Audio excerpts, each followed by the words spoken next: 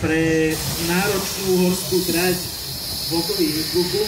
Boli pôvodne určené pre rýchlikovú a osobnú službu na tejto trati.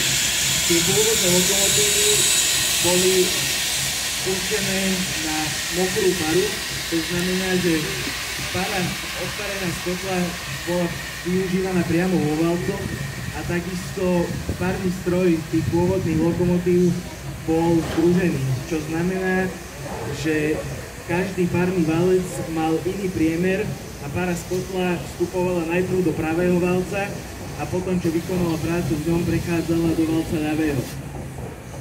Potom už u československých štátnych dráh od 20. rokov až 1 prebiehali rekonštrukcie týchto lokomotív na typ 434-2, ktorý práve vidíme natočný.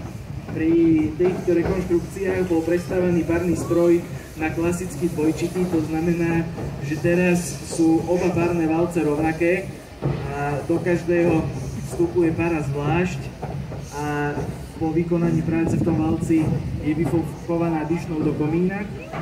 A druhou časťou tejto rekonštrukcie bola zástavba prehrievača pary, čo je zariadenie, ktoré odparenú paru z kotla zohrieva a ďalej zvyšuje jej teplotu.